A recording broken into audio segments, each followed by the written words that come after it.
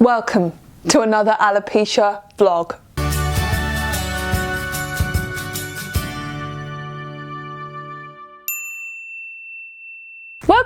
Welcome back to another wonderful alopecia vlog. Yeah! Today I am going to be dyeing my wig. Now I am by no means saying that this is a good idea to do. My wigs are human hair wigs, they are not meant to be dyed. However, I'm going to put a picture up here. This wig has now gotten to a point where it's so light, it's making me feel a little not like myself. I much prefer it when my wigs are darker. So I have dyed my wigs in the past and it has gone reasonably well. And it went well last time, and I've always done it with my mum because she knows far more about hair dye than I do. And we use a semi-permanent dye, so we don't use a permanent dye. But this video is all about the process of me dyeing my wig. Now, unfortunately, in some parts of the video, the lighting is not brilliant, and that's just because of the lighting in my bathroom. You can see the process, and we talk you through it. I haven't put my mum on camera, but you can hear her. Let's go! So this is the current colour on the wig. And as we can see, it's really light. The reason that we're going to dye it is because of the colour and because I'm not happy with the colour anymore. But I'm doing it with my mum because my mum understands hair dye. I do not, and I wouldn't recommend trying it yourself unless you were happy to lose the wig. But we know that this works, don't we? Because we've done it before. We have. But it was a few years back now. But it will dye the base. It will dye the colour of the base. And we did try it on a wig that we didn't mind losing. Yeah, we did try it on a wig that we were accepting. If it went really badly wrong, then that would be okay.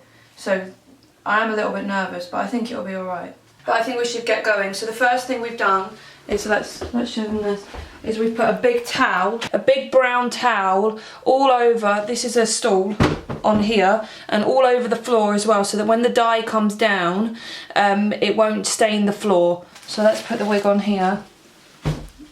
Okay. Today we're going to be using this. This is nice and easy. Number 765 in medium brown.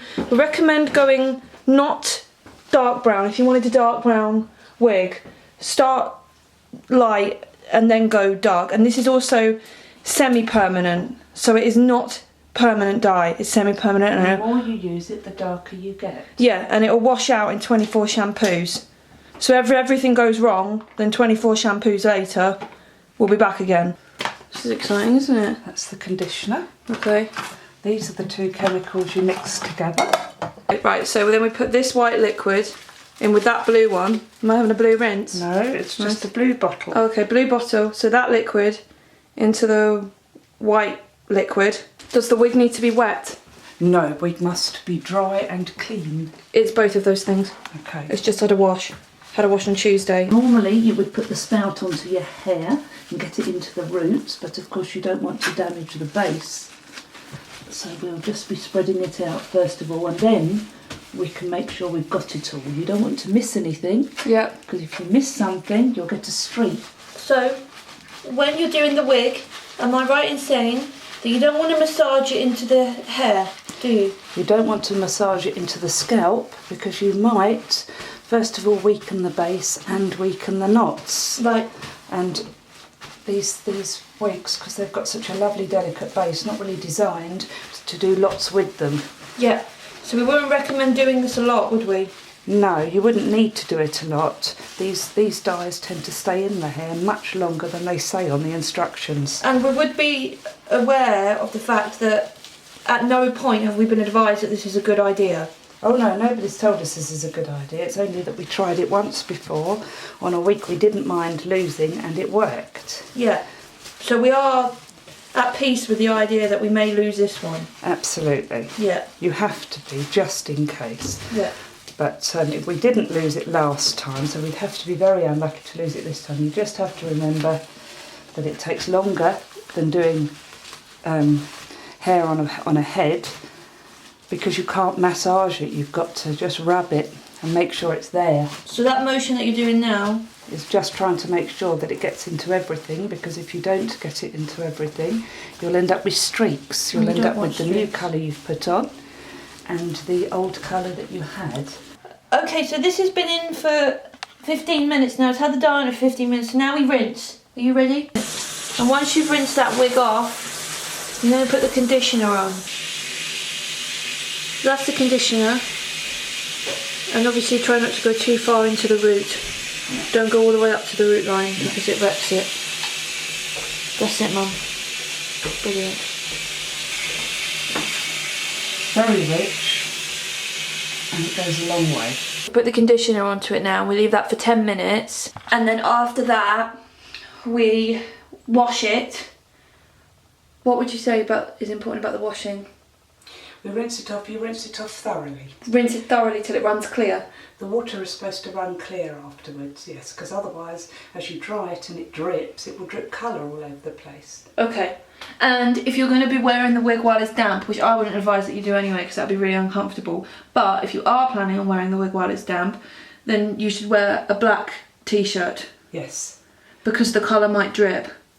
So don't wear like a light coloured t-shirt or something like that. And the first couple of times after washing it, I would also do the same because sometimes you get a little bit of a brown tinge. Okay. Good advice. Not that this is something that I would advise that you do anyway. You wouldn't do this very often, even if you wanted to do it. Okay, so it's a little bit later now. And one of the main challenges of dyeing a wig is that the massaging motion that goes into the wig can be quite problematic. I've just spent the last 40 minutes untangling knots in the wig because of the motion that you need to do in order to put the dye through the wig. But it is untangled. This is the colour of it at the moment while it's wet. I'm going to put it under a light after it's dry so you can see the difference, but this is what it looks like at the moment. Oh, hey! This is what it looks like now, and we can see such a big colour change. So I'm going to put this on. Hey! Now, it probably needs a little bit of styling. I feel a lot happier, I feel more like myself. I also feel like when my hair is dark, I need less makeup because I feel like it suits my complexion better. Now this is obviously very dark at the moment, but that's because it's just been dyed. So over a period of time, it will fade away with washes. We can see that the mesh of the base has taken on the hair dye colour slightly.